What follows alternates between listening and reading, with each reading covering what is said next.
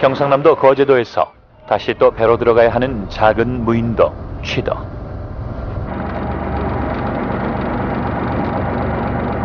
취재진이 취도를 찾은 이유는 이 섬에 서 있다는 탑 하나를 보기 위해서였다. 취도 기념탑이 그것이다.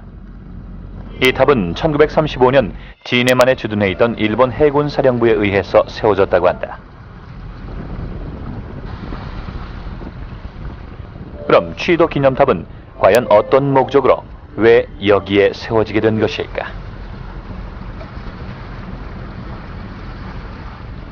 취도 기념탑은 1935년, 그러니까 러일 전쟁이 끝난 뒤 약 30주년을 맞아서 진해 요항 사령부에서 이 탑을 건립을 하게 됐습니다. 그러니까 근본적인 첫째 이유는 그거죠. 러일 전쟁에서 승리했다라는 그것에 대한 거고요. 두 번째로는 그 일본 그 해군이 그 영원히 이 기념탑을 통해서 기념을 하겠다라는 것이고요. 세 번째로는 35년 이후에서 중일 전쟁과 그 다음에 태평양 전쟁까지 이어지는 그 계속 제국주의 전쟁을 하겠다라는 그런 의미가 담겨 있는 게 바로 이 취도 기념탑이라고 할 수 있겠습니다. 아직까지도 러일 전쟁에서의 승리에 대단한 자부심을 가지고 있다는 일본.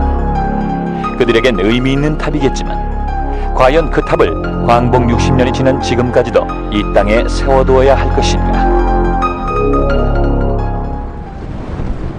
탑이 세워진 유래 때문에 요즘 취도 기념탑의 거취 문제를 놓고 철거냐 보존이냐 서로 상반되는 입장이 팽팽하게 맞서고 있다. 그것을 없애버리면 안 되는 이유가 우리 역사가 그것도 하나 역사라고 보고 없앤다고 해서 역사가 없어지는 건 아니다. 그래서 그 역사의 그 현장인데 없애놓고 우리가 머릿속에 생각하는 것보다는 그 역사의 현장, 그 유물 그 자체를 두고 그 지나간 우리 잘못된 역사면 잘못된 대로 또 부끄러운 역사면 부끄러운 역사대로 그것을 보고 거기서 우리가 어떤 교훈을 찾는 것이 없애고 머릿속만 생각하는 것보다는 더 효과적이 아닐까 이렇게 생각해서 우리는 그걸 철거를 절대 반대하는 것입니다. 그러나 취도 기념탑의 철거를 주장하는 이들의 생각은 전혀 달랐다. 지금 일부에서는 그 취도탑을 철거하지 말고 그 보존하자는 그런 주장들이 제기가 되고 있습니다. 그런 주장을 하는 그 근거를 보면은요, 첫 번째는 치욕의 역사도 역사이니만큼 보존을 해야 된다 그런 논리하고요. 그 다음에는 그것을 보존을 해서 그걸 관광 자원화해서 뭐 돈을 벌자 이런 논리 그 두 가지로 볼 수가 있는데요. 그 첫 번째 그 치욕의 역사도 역사이니만큼 보존을 해야 된다라는 그 말은 대단히 잘못된 그런 그 이론이라고 보는데요. 우리가 역사에도 취해야 될 것과 그렇지 않은 것이 있습니다. 그 취도탑이 지금 가지고 있는 의미는 일제가 우리 그 러시아와의 전쟁에서 자기네들이 그 승전한 것을 기념하기 위해서 세운 탑이거든요. 그래서 그것이 어떤 보존을 해야 될 만큼 어떤 역사적인 그런 가치가 있는 사료가 아니라는 것입니다. 그리고 두 번째는 그것을 관광 자원화해서 돈을 벌자 하는 그런 그 논리인데요. 그것도 매우 위험한 발상입니다. 왜 그러냐면은 치욕의 역사를 돈하고 바꾼다. 이것은 마치 달리 생각을 해보면은 그 매춘을 하자는 논리와 다를 게 없습니다. 그 매춘 행위 자체가 굉장히 치욕스러운 것인데요. 그렇게 해서라도 돈을 벌자 이런 논리하고 같은 것이거든요. 그래서 그거는 도저히 그 상식적으로도 받아들이기 어려운 그런 것이죠. 천년 지배를 꿈꾸며 조선의 황국화에 열을 올렸던 일제가 이 땅에 남긴 잔재들. 과연 진정한 청산의 방법은 무엇일까?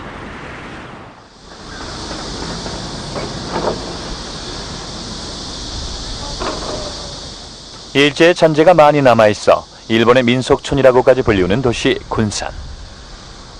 군산 시내에서는 일제에 의해 지어져 아직까지 남아있는 건물들을 쉽게 찾아볼 수 있다.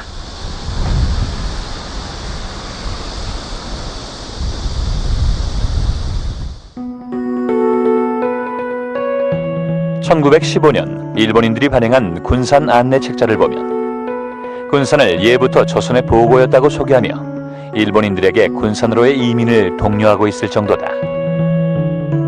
군산은 지금부터 106년 1899년 5월 1일 날에 개항을 했습니다.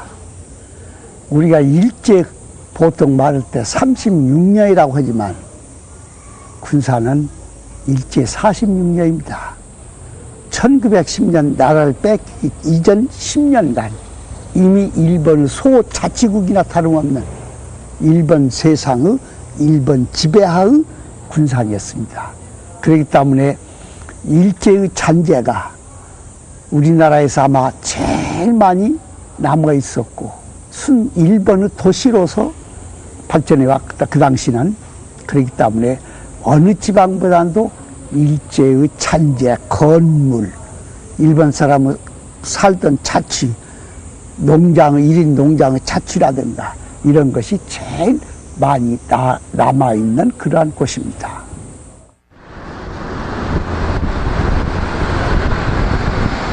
군산시 장미동에 위치한 조선은행 군산지점. 지붕의 모습이 마치 일본 장군들이 쓰던 투구를 연상시키는 이 건물은 1923년 지어졌을 당시 호남에서 가장 큰 건물이었다고 한다.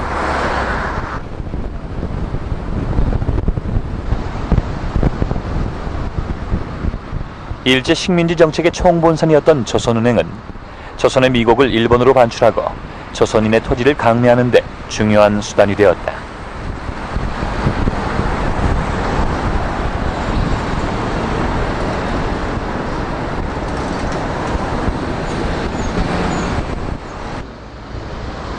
한일합방 이후 일제가 호남과 충청 지역에 쌀과 곡식 등을 수탈하는 창구로 주로 이용했던 군산세관.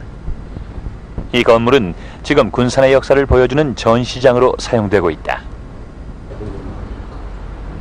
일제강점기 35년. 그동안 일본이 이 땅에 남긴 건축물들은 이루 헤아릴 수 없이 많다. 그렇다면 과연 어떤 것을 철거하고 어떤 것을 남겨야 할 것인가?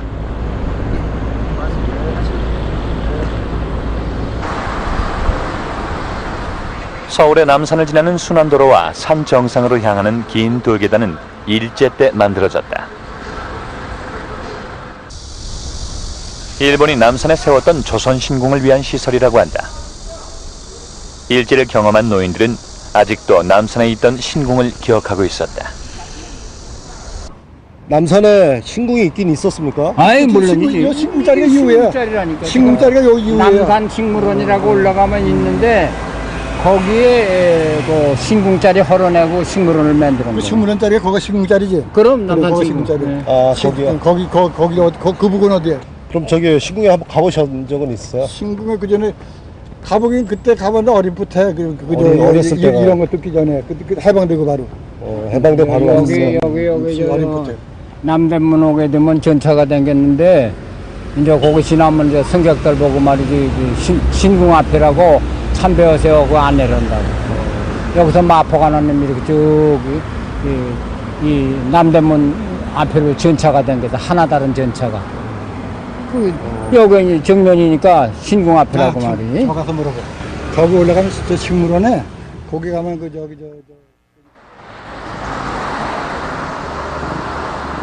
취재진은 남산에 남아있다는 신궁의 흔적을 찾아가 보기로 했다.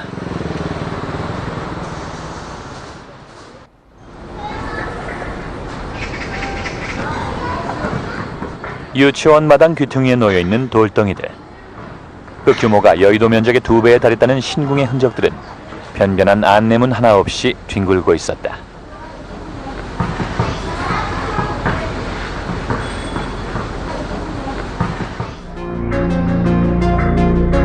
일제는 조선인의 민족 정신을 훼손시키기 위해 남산을 택했다. 조선인들이 신성하게 여겼던 남산의 허리를 잘라내 그것에 일본의 창업신인 천조대신과 명치천왕 두 신을 받드는 조선신궁을 세우고 모든 조선인들에게 이곳을 향해 고개 숙여 절하고 천왕에 대한 충성을 맹세할 것을 강요했다.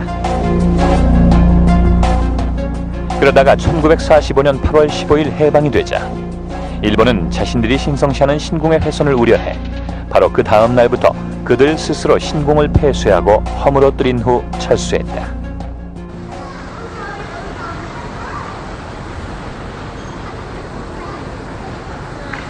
어쨌든 남산에서 신궁은 사라졌다.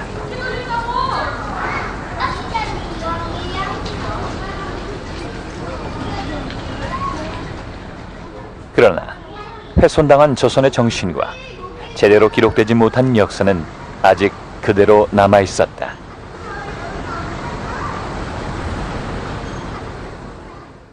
들어올 때 보면 이게 일본 그 신사 입구. 예, 예. 경기도 고양시 원당동에 위치한 서삼릉.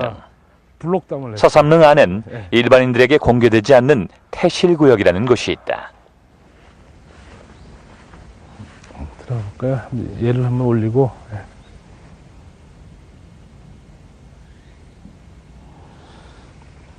들어갑시다.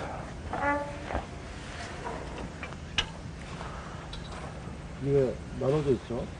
이쪽은 이제 임금님들이고, 이쪽은 그 왕후나 그다음에 대군들, 임금에 이제 올라가지 못했지만 중요한 역할을 했던 분들, 그런 분들, 주로 이제 왕후들이 많죠. 또 공주나. 조선에선 왕손이 태어나면 그 태가 국군과 직접 관련이 있다고 하여 태실을 만들어 봉안하고 소중하게 다루었다. 신성하게 여겨진 태실들은 전국에 걸쳐 이름난 명당에 자리 잡고 있었다. 그러던 것이 순종 임금마저 세상을 떠나자 일본이 1928년 태실 정리 계획을 세우고 이듬해 이왕직의 주관하에 태실을 서삼릉으로 옮긴 것이다. 지금 여기 이렇게 보면 그 이래 비 중에서 이게 이제 세종대왕 태실비인데요.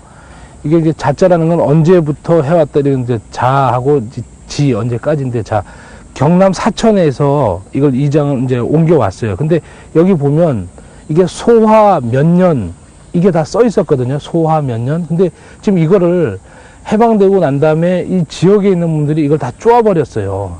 그러다 보니까 이것도 굉장히 중요한 기록인데 이걸 갖다가 소화라고 해서 다 쪼아버리면 후대에 우리가 이걸 언제 옮겨왔는지 그리고 언제 분명하게 일제들이 이런 짓을 했는지를 우리가 기록으로나 연구를 해야 되는데 지금 이렇게 다 쪼아버리고 나면 없다는 거예요. 그래서 이렇게 부정적인 영향을 줬다 하더라도 이런 것들은 원형을 훼손하지 않고 일단은 남겨놓고 아카이브, 기록으로 보존을 해야 된다는 겁니다. 그리고 우리가 저쪽에 가보시면 일부 몇 개는 쪼아내지 못해가지고 그대로 남아있는 게 있어요. 그리고 일본 애들이 이걸 한날 한시에 다 한 게 아니기 때문에 우리가 소화 1929년에 했든지 30년에 했든지 31년에 했든지 이런 것들을 쭉 하나하나 정확하게 기록해서 후대에 남겨놔야 되는데 이런 상태로 돼버리면 도저히 연구할 수 있는 방법이 없어지는 거예요. 그래서 부정적인 영향을 줬던 이런 기록들도 온전하게 남겨놓고 우리가 연구할 수가 있어야 됩니다.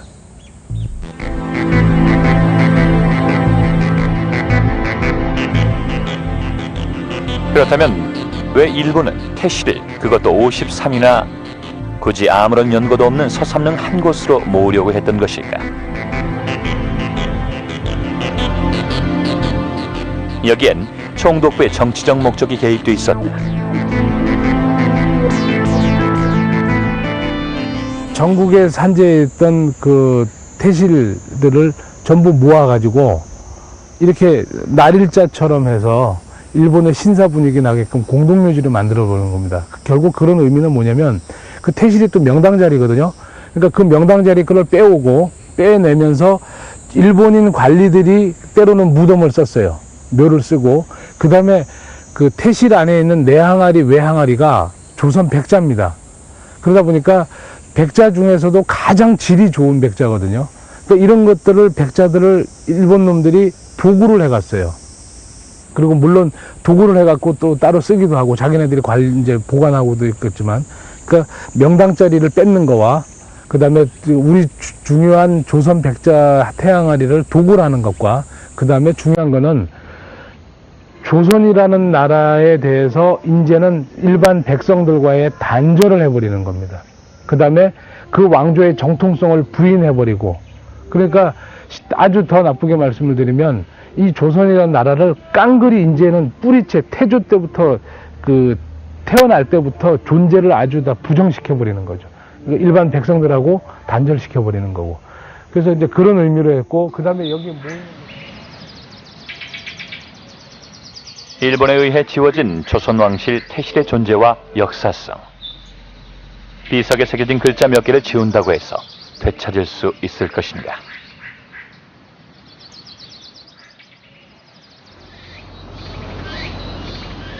덕수궁 뒤쪽 정동에선 나라가 없어진 비극에 얽힌 사연들도 만날 수 있었다. 구세군 사관학교 건물이 서 있는 자리. 이곳은 조선이 망한 후 일자리를 잃은 궁녀들이 생계를 위해서 몸을 팔던 곳이었다. 그러나 그것도 잠시 궁녀들은 선교사들에 의해 밀려났고 그곳에 서양식 건물이 들어서게 된 것이다.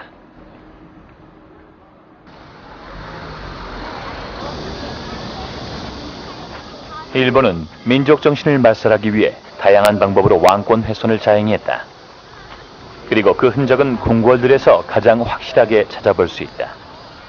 경복궁이 바로 그 대표적인 예다. 경복궁이 대대적으로 훼손되기 시작한 것은 1915년. 그해 일본은 합병 5주년 기념으로 조선물산 공진회라는 박람회를 개최하였고 행사 장소를 경복궁으로 결정했다. 그리고 일본은 전시품을 전시하는 데 협소하다는 이유로 경복궁의 전각들을 헐어내고 전시장을 지었는데 이때 훼손된 경복궁은 아직도 제 모습을 다 찾지 못하고 있다. 광화문도 원래 이 자리가 아니고 앞으로 한 14.5m 정도 더 나가야 되고, 그 다음에 방향도 틀어져 있고, 그 다음에 동쪽으로 더 치우쳐져 있어요. 지금 서쪽으로. 그러면 동쪽으로 좀 옮겨야 됩니다. 그래서 지금 이 자리도 원래 제 자리가 아니고, 그래서 이 축도 일제가 훼손한 그 축이죠. 이 광화문 축도. 그래서 이 전체적으로 경복궁은 이 전면부터 일제가 철저하게 훼손했던 자리입니다. 1910년 한일합방 이후 경복궁 안에서 파괴된 전각만 200여 동, 경회로 근정전 등 불과 10여 동만이 남을 지경이었다.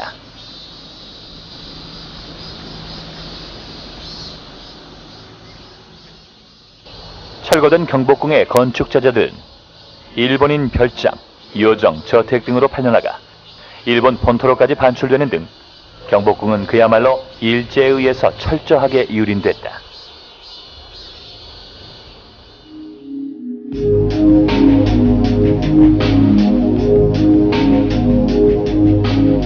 훼손된 경복궁엔 결국 조선 총독부가 들어서기에 이른다. 궁의 남쪽 근정전 정면을 막는 위치에 청사를 짓고 광화문마저 다른 곳으로 옮겨버려 경복궁의 조선 정궁으로서의 면모를 훼손시켰다. 전시회는 결국 조선 총독부를 경복궁에 짓기 위한 하나의 수단에 불과했던 것이다.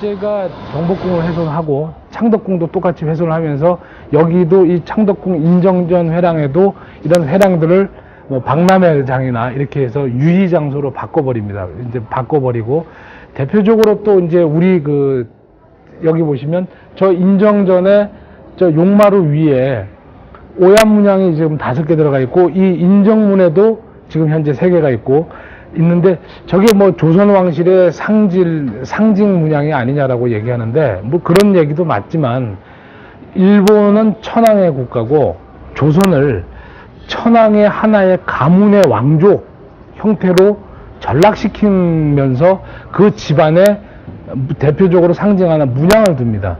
그러니까 조선시대에 저런 문양을 2개 강요를 한 거는 조선은 일본 천황의 한 가문일 뿐이다. 그래서 이제 문양을 만들어서 하는 겁니다. 그래서 저런 오얏 문양이 들어섰고, 그 다음에 이제 저기 보시면 경복궁보다 규모가 작은 창덕궁은 궁궐로서의 면모를 더욱 심하게 훼손당했다.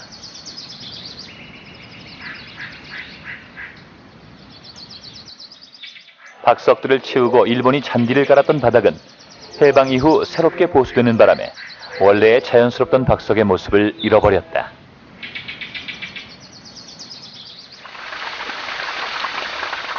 창덕궁 안에 자리 잡은 반도지. 원래 이곳은 작은 3개의 연못으로 나뉘어져 있었다. 그러던 것을 일본이 한반도 모양으로 연못을 다시 판 것이다. 문제는 이 연못이 향하고 있는 방향. 백두산 쪽을 일본으로 향하게 한 것이다. 마치 조선이 일본을 향해 예를 지내는 모습을 연상시킨다면 지나친 비약일까?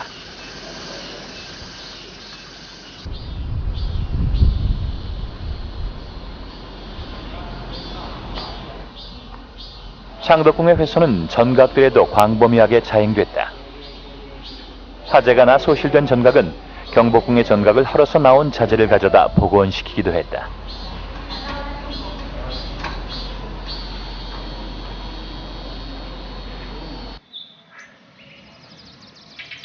또 전각의 용도를 그들 마음대로 바꿔버리기까지 했다. 지금 현재 보면 장관이라고 생각하면 되겠죠. 장관들이 약간 대기하는 장소예요. 청와대 들어와서도 대기하고 있잖아요. 그러면 궁궐에 들어와서 대기하고 있다가 그런 대기하고 있는 장소를 지금 우리는 뭘로 쓰고 있냐면 차고로 쓰고 있죠. 저 대표적으로 아주 잘못된 모습이죠. 그 다음에 여기 보시면 저기 이제 저 희정당에 있죠. 우리 건물에서 차가 그 건물 앞에까지 들어오는 경우는 거의 없어요.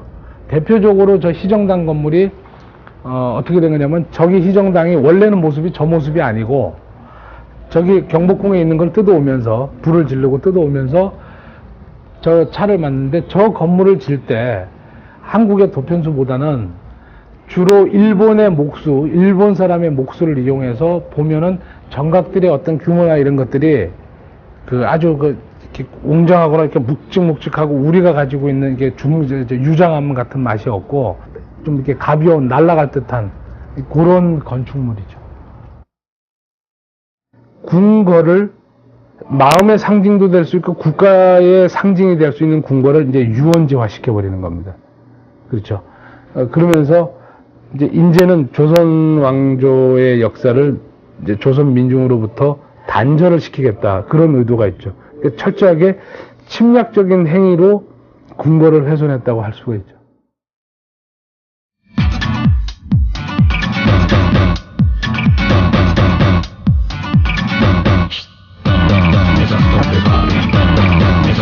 꺼내라. 가둬두기엔 혜택이 너무 많다. KB카드.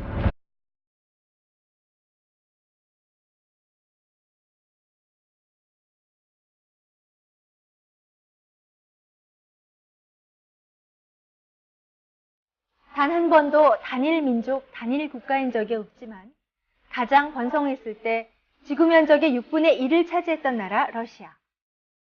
모스크바를 중심으로 한 도시국가에서 로마노프 왕조에 이르기까지 광활했던 러시아 왕조의 야사가 펼쳐집니다. 여러분의 지적 호기심을 채워줄 세계사 기행에서 만나보시죠.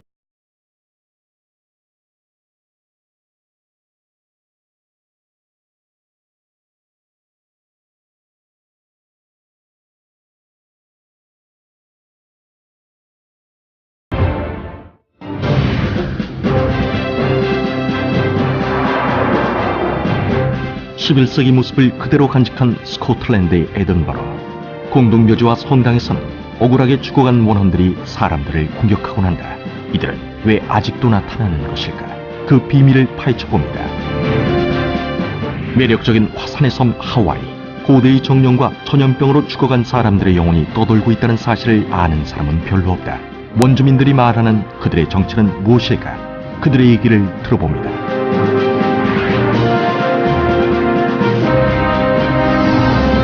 History Channel.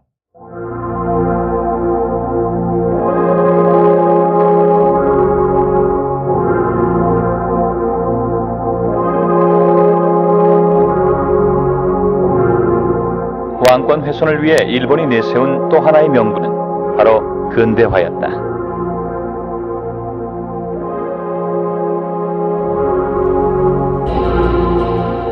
경성을 중심으로 도시 인구가 급격하게 늘어나자 일본은 비과학적이고 비위생적이라는 이유를 들어 경성의 도시계획을 수립한다. 조선 총독부가 경성 시내 일대에 바둑판처럼 다듬어진 반듯한 도로망을 구축하겠다고 발표한 것이다. 문제는 신성구역으로 여겨오던 종묘를 관통하는 길을 내겠다는 계획이었다. 창덕궁과 종묘 사이의 관통도로 계획은 당연히 순종 임금과 여론의 거센 반대에 부딪힐 수밖에 없었다. 결국 계획은 수정되고 미루어졌다.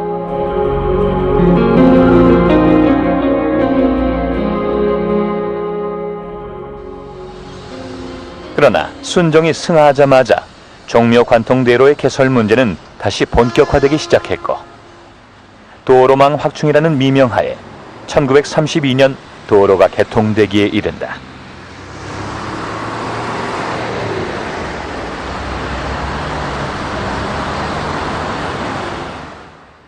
일본이 그 건축을 한 거에 대해서 보면은 뭐 우리 저 한반도를 근대화했다는 뭐 식민지 근대화론 뭐 이런 식으로 얘기하고 있는데, 그러면 일본이 철도를 놓은 거는 우리의 교통을 원활하게 해서가 아니고 수탈, 우리에 나오는 광물이나 여러 가지 그 뭐 군산이나 이런 데에 철도를 놓고 도로를 놓고 뭐 부두를 만들고 한 게 우리의 근대화를 위해서가 아니라는 거예요. 물론 그것으로 인해서 우리가 산업적으로 발달한 것도 뭐 부인할 수는 없지만, 가장 기본적인 거는 수탈을 원활하게 하기 위해서 어쩔 수 없는 시설 투자밖에 안 됐다는 거예요. 예를 들어서 화력발전소를 만들거나 뭐 수풍댐을 만들거나 함흥에 단지가 뭐 대단히 단지가 있었는데, 일제는 조선 한반도를 영구 집권할 거라고 판단을 했었겠죠. 그러면 양자가 뭐 먹고 사는 문제에 있어서 경제개발에서의 수탈, 그 다음에 정신적인 가치로서의 우리 정체성 다 잊어버리게 하는 거. 그렇죠. 그러니까 뭐 정신적인 거나 물리적인 거나 똑같이 다 수탈을 위했던 거지, 그게 무슨 근대 교육기관을 만들고 또 뭐 근대 산업시설을 만들었다. 이거는 간단하게 말해서 수탈을 편안하게 하기 위한 하나의 시설 투자에 불과했다는 거예요. 일본이 만든 근대식 학교와 도로, 철도 시설은 막대한 경제적 수탈로 이어지는 지름길이었다.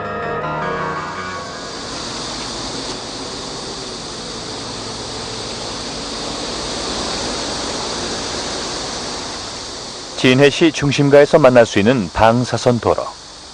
지금도 웬만한 교통량을 너끈히 감당할 수 있어 보이는 규모의 이 도로는 일제에 의해서 만들어졌다.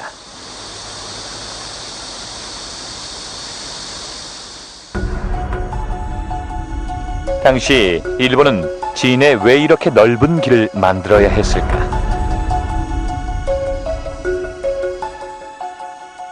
그것은 바로 일본이 진해를 해군이 주둔하는 병참기지로 만들려는 계획을 가지고 있었기 때문이다. 진해의 해군기지다 하면은 그건 일제 강점기에는 진해 여왕부를 했고, 이 전쟁 말기에는 또 경보를 이미 바뀌었지만, 원래 이곳에 일본이 군항을 만들 때는 도양 제1의 대군항을 만들어서 아시아의 지배할 때에 여기가 일본의 해군 병참기지로서의 중심지가 되도록 처음에 그런 계획으로 시작을 했습니다. 군항을 설치하기 위해서 이곳 우리 토지는 전부 지지도 모르게 일본에게 강탈됐고, 그리고 일본인들이 사는 시간은 맨 서쪽에 있던 그 우리 중평 함대를 일본이 시간을 만들었고, 그 이후 2차 대전이 끝날 때까지 이곳은 일본의 그 해군 병참 기지로 이용이 됐습니다.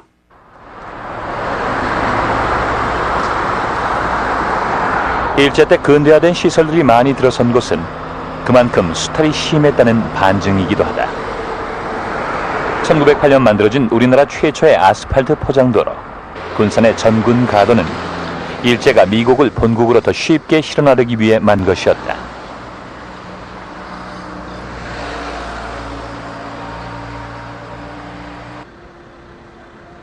도로로 철도로 일본인들의 수탈이 끊이지 않았던 군산. 일제 35년 동안 일본에게 있어 군산은 없어서는 안 될 중요한 거점 도시 중 하나였던 것이다.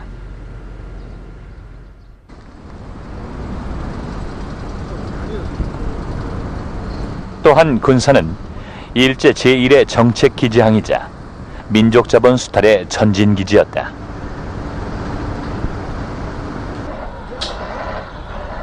호남 곡창의 쌀들이 이곳 군산항에 모여 일본으로, 그리고 일본이 싸우고 있는 전쟁터의 군량미로 실려나갔던 것이다.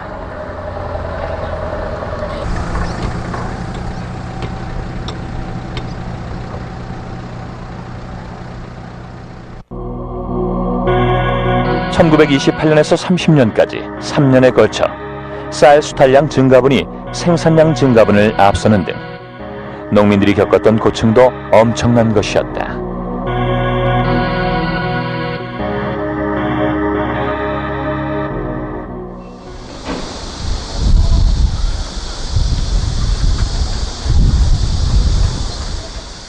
군산에 남아있는 한 적산 가옥에선 농민들과 대조적이었던 일본인들의 삶을 엿볼 수 있다.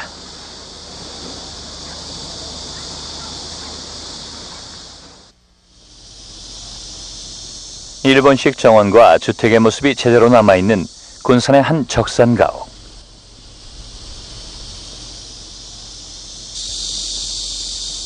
조선으로 건너온 일본인들은 많은 혜택 속에서 부를 축적할 수 있었다. 군산은 일찍이 1894년부터 일본인들이 농장을 소유할 수 있도록 했다.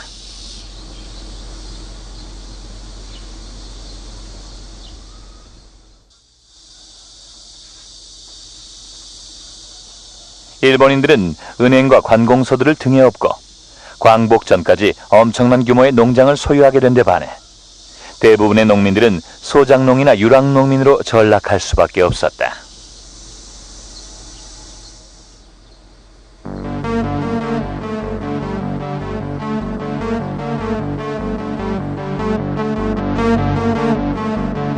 이 집에 살았던 일본인의 흔적은 이제 이 건물의 토지대장과 건축대장에만 남아있을 뿐이다. 그러나 이 집이 남아있는 한 누군가는 일본인들의 수탈을 기억하고 기록할 수 있지 않을까. 지금 적산곡 다 부셨죠? 부셨어. 그 사람들 말이요. 좋은 집을 많이 없었지. 왜 없었대요? 아, 그러게 일본 사람 거기 잔자를 풍긴다고 씌어가지고서 그것을 묵히기 위해서 그랬다고. 할아버지 어떻게 생각하세요? 그 집 없앤 거에 대해서?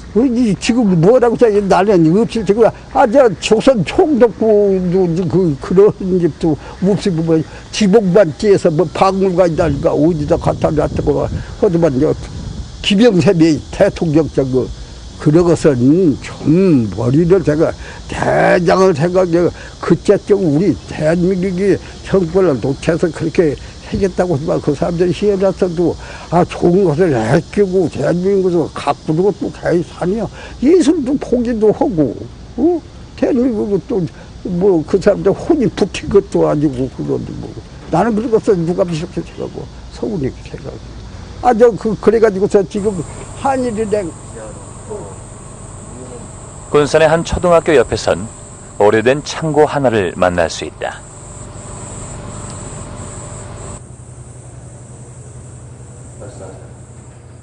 이 구라가 대표적인 구라입니다. 구조상을 보면 2층이 있고 또 1층, 그 다음에 지하까지 있습니다. 보십시오. 얼마나 튼튼하게 만드는가. 예. 지금 말이요. 지금 적어도 이 시마다니가 1903년이니까 지금 몇 해입니까? 발행하면. 그런 정말 세월이 흘렀어도 현재 여전합니다. 다만 그 후에 관리가 잘못되어 있지.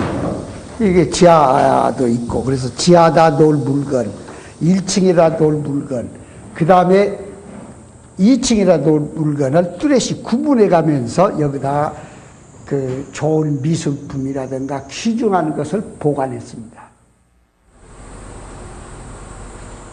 100년이 지나도 괜찮을 만큼 튼튼하게 지어진 보물창고.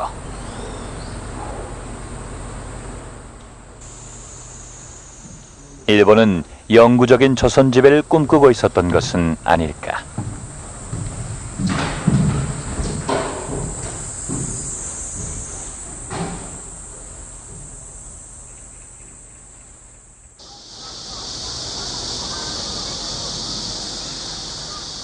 철저하게 수탈당하고 일본의 전진 기지화됐던 군산의 월명산. 이 일대에는 일본인들이 가장 많이 거주했었다. 이곳에선 군산의 역사를 집약해서 한눈에 볼 수 있다.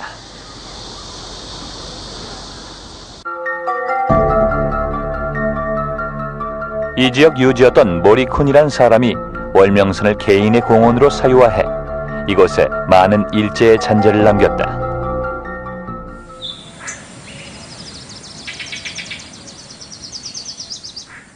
그러나 사진 속에 남아있는 건축물들을 직접 눈으로 확인하는 것은 불가능했다.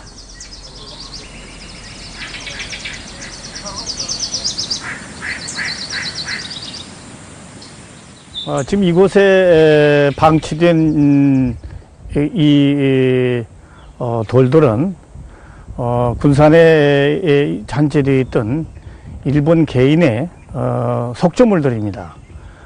특히 보국탑이라든가 좌우해민, 개항 35주년 기념탑, 그리고 공사당 등 약 4개 건물을 탑이라든가 이걸 부셔서 이쪽에 유치해 놨습니다. 유치된 이유는 농장주였던 모리쿠큐 농장주가 그의 아들이 당시에 그 공산주의 운동을 했습니다. 따라서 그 일본 정부에서는 이 모리쿠키 아들을 군에 보내려고 그런 계획을 세웠는데, 모리쿠키가 이걸 방지하기 위해서 일본 천황폐하에 충성을 하는 그 충성물을 세운 게 보국탑입니다. 그리고 자유하민은 소작인들의 소출을 늘리기 위해서 비를 좀 많이 내려달라고는 일종의 그 소위 그 쌀의 반출이라든가 착취를 위한 일종의 수단으로 만드는 것이죠. 그리고 35주년 기념탑은 개항 35주년 그 해가 쌀 반출 200만 섬의 기념탑입니다. 따라서 이게 개항 35주년이라고 하는 것은 일제 식민지 시대에 일제 때 개항에 문제가 있고, 또 하나는 거기에 비문에 보면은 이 탑은 쌀을 200만 섬을 수출해간 기념으로 이 탑을 세웠다고 그래서 우리의 치욕적인 그 수탈과 그 잔인했던 그 일제치의 그 아픔이 고스란히 담겨져 있던 것이었습니다. 그래서 당시에 일제 잔재 청산된 의미에서 이러한 그 일본을 치하한다라든가 일본을 예찬하고 있는 그런 일제 잔재물을 철거해서 이곳에 지금 갖다 놨습니다. 전국에 걸쳐 산재해 있어 일정한 기준이 없이 철거 훼손되기도 하고 방치되기도 하는 일제 잔재 건축물들. 청산의 원칙과 기준을 찾는 것은 불가능한 일인가?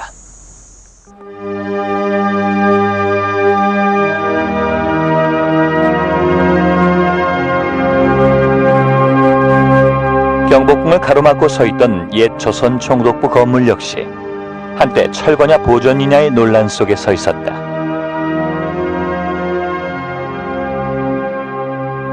일제 잔재 청산운동이 거세게 불었던 1995년, 당시 학계와 시민단체들은 경복궁의 복원에는 원칙적으로 찬성했으나 조선 총독부 건물의 철거에 대해선 견해 차이를 보였다.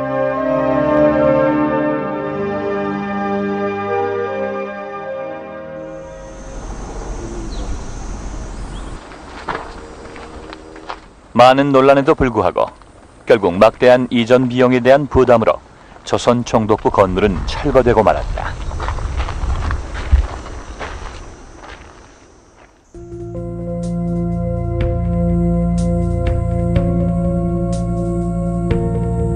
오욕의 역사를 담고 사라진 조선 총독부 건물. 이제 그 일부 잔해만이 독립기념관에 남아 일제강점기 35년을 기록하고 있다.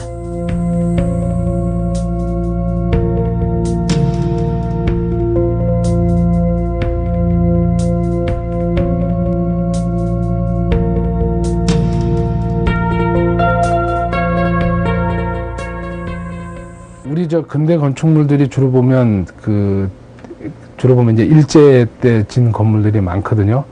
근데 보면은 우리 건축물들이 보면은 이렇게 그 일제 잔재들이 부정적인 영향을 많이 줬던 거 아닙니까? 그러니까 부정적인 영향을 줬던 문화재 이제 50년 정도 지나면 이렇게 문화재로 분류가 되는데, 소위 말해서 이제 네거티브 문화유산 이렇게 얘기를 하거든요. 그럼 이 네거티브 문화유산들은 철거해야 되냐? 저는 그런 부분에서 그런 건물들은 기념할 물건들은 아닙니다. 기념은.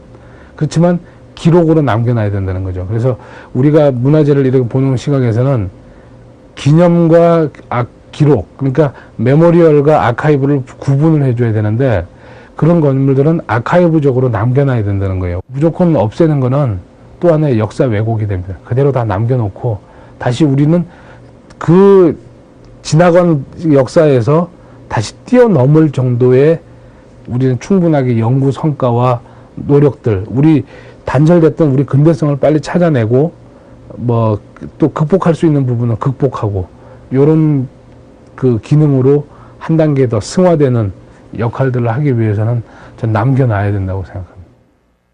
1905년 치옥의 을사조약이 체결되었던 덕수궁의 중명전이 이제 새롭게 주목받고 있다. 중명전에 일제강점기 통치와 친일파 행적 자료들을 보관 전시하자는 사업이 추진되고 있는가 하면 훼손된 모습의 복원도 한창 진행 중이다. 기존의 구조체를 철거하기 전에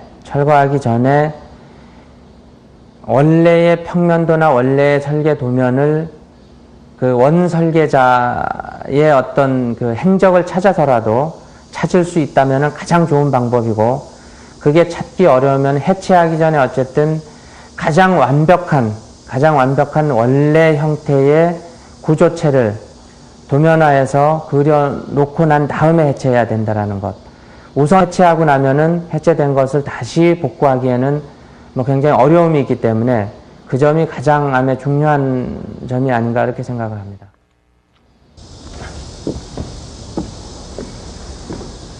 지금 중명전은 조금씩 제 모습을 찾아가고 있다.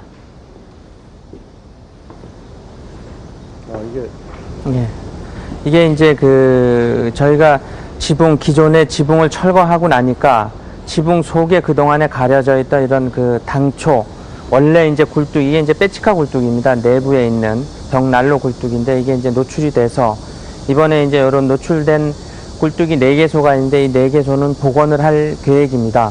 복원을 해야 되고, 그 다음에 후에 보일러 시설의 꿀뚝으로 썼던 저런 후에 증축된 거는 이제 철거를 하고, 나중에 생각한 말씀이시죠? 그래서 이제 저거는 철거를 하고 원래 모습의 꿀뚝 모습이 이제 지붕 위로 올라오게 되는 거죠. 전 철거하고. 그리고 이제 지붕 판재도 마찬가지로 목부재 같은 경우는 이렇게 지금 꺼뭇꺼뭇하게 보이고, 이런 부재들은 최대한 구재를 활용해서 이제 보수를 하고 있습니다. 기존 부재를. 이게 옛날부터 있었던 옛날 부재 그대로입니다. 그래서 부재도 뭐 비교적 괜찮은 것 같고요. 그래서 이제 재사용을 하고, 그 다음에 더 이상 부식되지 않게 하기 위해서 이제 방부 처리는 이번에 이제 완전하게 좀 한번 해주려고 합니다, 여기를. 우리 것을 제대로 복원하는 노력이 선행된 후 일본이 남긴 것 역시 우리의 역사 속에서 소화하고 극복해 나갈 때 진정한 일제 잔재 청산에 한 걸음 더 다가설 수 있을 것이다.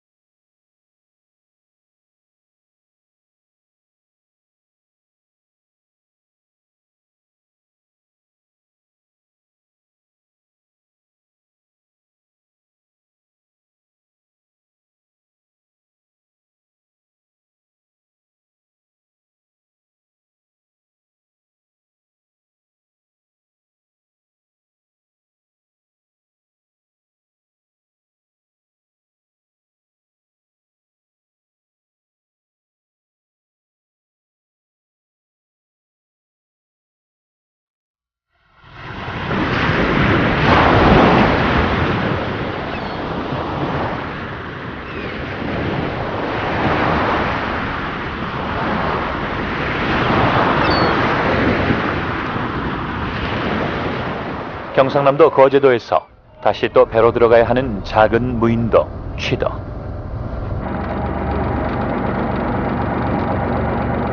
취재진이 취도를 찾은 이유는 이 섬에 서 있다는 탑 하나를 보기 위해서였다. 취도 기념탑이 그것이다. 이 탑은 1935년 진해만에 주둔해 있던 일본 해군 사령부에 의해서 세워졌다고 한다. 그럼 취도 기념탑은 과연 어떤 목적으로 왜 여기에 세워지게 된 것일까? 입니다. 1910년 나라를 뺏기 이전 10년간 이미 일본 소자치국이나 다름없는 일본 세상의 일본 지배하의 군산이었습니다. 그렇기 때문에 일제의 잔재가 우리나라에서 아마 제일 많이 남아 있었고 일본의 도시로서 발전해 왔다. 그 당시는. 그렇기 때문에 어느 지방보다도 일제의 잔재, 건물, 일본 사람은 살던 자취, 농장의 1인 농장의 자취라든가 이런 것이 제일 많이 남아있는 그러한 곳입니다.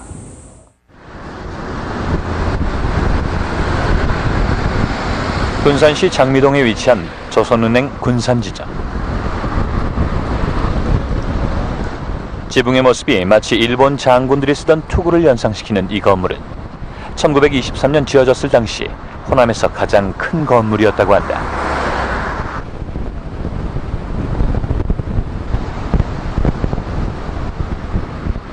일제 식민지 정책의 총본산이었던 조선은행은 조선의 미국을 일본으로 반출하고 조선인의 토지를 강매하는 데 중요한 수단이 되었다.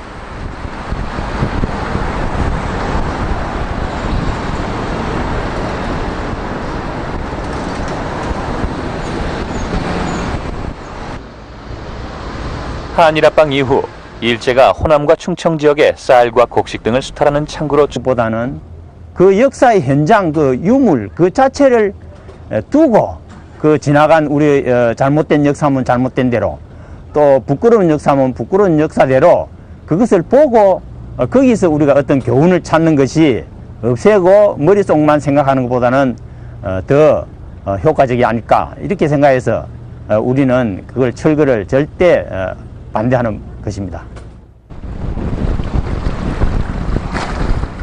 그러나 취도 기념탑의 철거를 주장하는 이들의 생각은 전혀 달랐다.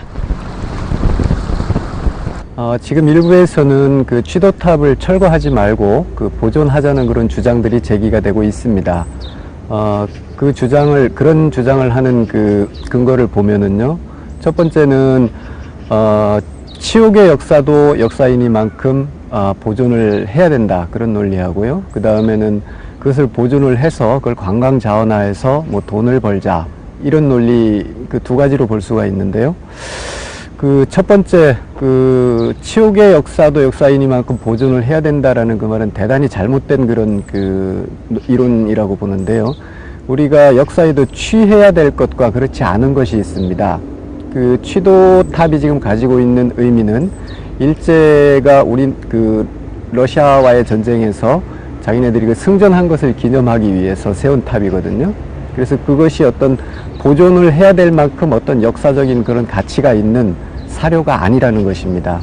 그리고 두 번째는 그것을 관광 자원화해서 돈을 벌자 하는 그런 그 논리인데요. 그것도 매우 위험한 발상입니다. 왜 그러냐면은 치욕의 역사를 돈하고 바꾼다. 이것은 마치 달리 생각을 해보면은 그 매춘을 하자는 논리와 다를 게 없습니다. 그 매춘 행위 자체가 굉장히 치욕스러운 것인데요. 그렇게 해서라도 돈을 벌자 이런 논리하고 같은 것이거든요. 그래서 그거는 도저히 그 상식적으로도 받아들이기 어려운 그런 것이죠. 천년 지배를 꿈꾸며 조선의 황국화에 열을 올렸던 일제가 이 땅에 남긴 잔재들. 과연 진정한 청산의 방법은 무엇일까?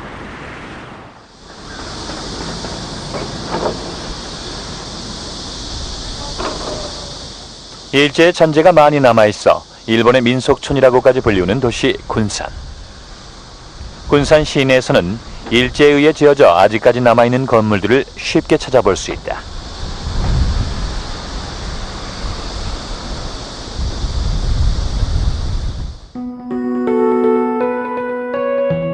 1915년 일본인들이 발행한 군산 안내 책자를 보면 군산을 예부터 조선의 보고였다고 소개하며 일본인들에게 군산으로의 이민을 독려하고 있을 정도다.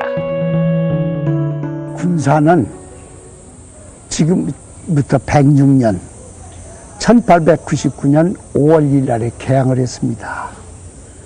우리가 일제 보통 말할 때 36년이라고 하지만 군산은 일제 46년.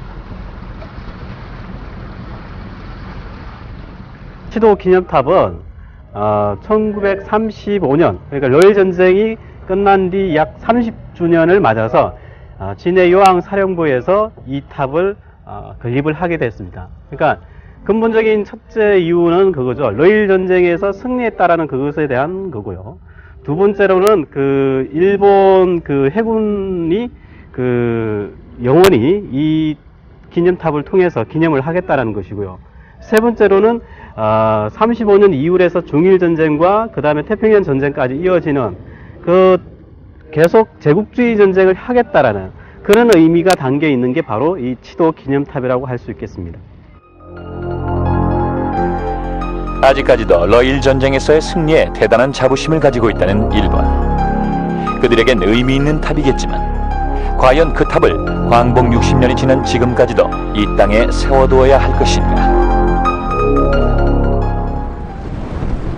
탑이 세워진 유래 때문에 요즘 취도 기념탑의 거취 문제를 놓고 철거냐 보존이냐 서로 상반되는 입장이 팽팽하게 맞서고 있다.